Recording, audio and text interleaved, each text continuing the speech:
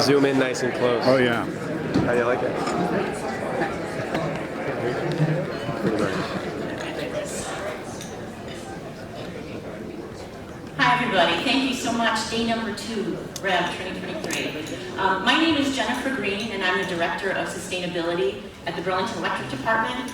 It's been such a pleasure to serve as a co-chair for this conference. It's always really inspiring when it actually comes to life and you see people filling this room.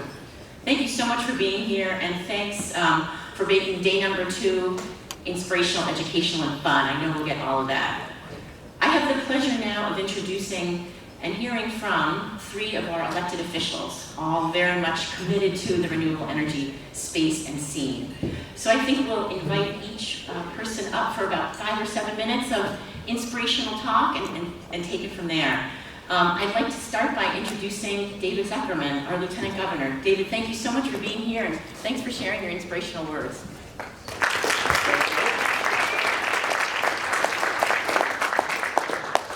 Thank you, Jen. Really appreciate it. Little known fact, when I was a state representative, I was Jen's legislator in Burlington here, and she lived a couple doors down. David Zuckerman, I'm the Lieutenant Governor. Many of you are aware of that at this point. I'm also a farmer and delivered some produce on the way in this morning, so thank you for allowing me to do both jobs at the same time. But as a farmer, I want to remind us, most of you will remember, but there's been so many environmental and climatic oddities this year. I am going to take a moment to go back to a not great snow year, to what was then one of the latest, hardest, deepest freezes that I've experienced in my 25 years of farming in mid-May. It wasn't just a frost, it was down around 20 degrees, destroying most of our apple crops and a lot of other stone fruit trees. Literally 2 weeks later, it was 94 degrees, the hottest day of the year as far as I recall. I know it got warm recently, but I don't think it got to 94 degrees. And I just want to remind you that, that doesn't feel good to us. It actually doesn't feel very good to the plants either. It threw off a lot of crops. A lot of them started flowering and reproducing early, which actually meant lower yields. And I apologize as being one of the many farmers that was doing a rain dance for a while, but it was quite dry. And we were irrigating at a pace that we tend not to do in April and into May. And then, obviously, it didn't stop raining. The grounds were saturated. We got a massive rain, huge flooding, huge loss. Businesses in downtowns, farm fields, dairy farmers are harvesting their corn, and its yields are low even where it wasn't deeply impacted by a flood. And now we're preparing on the farm for the first likely frost on Monday night, which is, the 19th, 20th, 21st, whatever it is, of October. And I used to plan for a frost 20 years ago to be any time in mid-September, maybe to late September. So that's the depressing part, and I'm sorry to remind you of that. For those of you that are near the front, you also see that I have a bit of a black eye from a knock on the head a few days ago. It's okay, but my joke these days is that I've been fighting for renewable energy and climate policy and so forth for about 20 years, and this is what I have to show for it. I do think there's real opportunity. We know that the science is out there. We know the field that so many, or the fields I should say, that so many of you work in. You've got the technology, we have the storage, we have the ability to make the changes we need to make. Now it's just the race against the clock, right? It's the policies and it's individual economic choices and investments that folks make. And by the way, that also relates to policies and incentives and the things that the state can do. I was at the Environmental Action Network conference a couple weeks ago, and one of the questions was, what can we do about wind and solar? Because as many of you know, policies in Vermont for the last number of years have really made it much more difficult to do those on scale that we need to. And the first responses from the panel were sort of, well, I'm not sure we have the energy and the momentum to do it. And my answer was, I firmly believe the majority of the legislature would pass legislation that would open up for more wind to balance with our solar, and also to allow for more solar installations on a larger scale. But I don't believe we have 2/3. And so with that, I'm going to bring it back to you all as constituents of all the members of the legislature. And I know many of you do talk to your legislators on occasion, but I think some of you may not.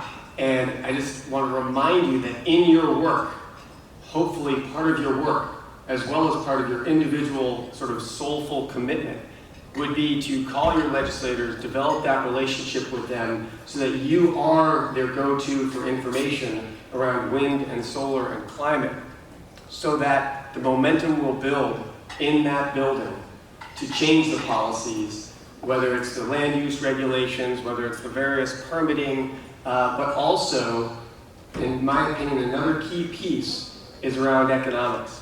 Because the other pressure that legislators face is from constituents to not have their bills go up, not be forced to spend money they don't have.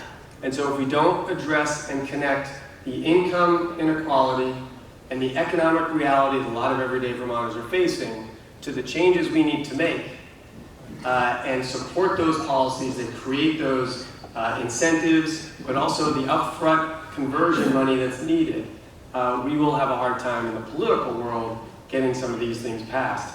So I just want to connect those dots on the economics of it all. And then I'm going to wrap by saying that, again, we know we can make the change that we need to make. We know the science says if we can get to zero net carbon production and release into our environment, and then eventually start sequestering it, which, by the way, agriculture can be a pretty big part of that. Plants know how to take carbon out of the air pretty well. Actually, it's kind of what they do. And if we support farmers with cover cropping and so forth, we know we can start to reverse that. And I don't know how many of you have children, probably many of you. My daughter is about to become an adult. She'll be 18 in December. And when I am asked about, the ugliness of that renewable energy development, or that renewable energy development, or that changes the landscape, I work to reframe people's mindset. And every time I see a wind turbine or a solar field, I see my daughter's future. And our kids are really suffering and struggling right now. My daughter has a lot of the benefits of stable household. She knows where her food's coming from, and she's struggling with a lot of anxiety and a lot of mental health issues, as many teenagers are right now, from the pandemic to the climate to our democracy to wars and more war and more death. It's our job. We keep saying it's their job to fix the future. It's our job to make sure their future is better. And so I thank you, and I hope that you will think about your children or your nieces and nephews or your friends' children, and really work from the heart as well as the mind to shift the mindset of our neighbors who aren't ready yet, and to help our policymakers with that fortitude to change our policies so that we can look out at the beauty of the future of wind, solar, and other renewable energy, and move Vermont's renewable energy demands, also policy demands, higher, including in-state.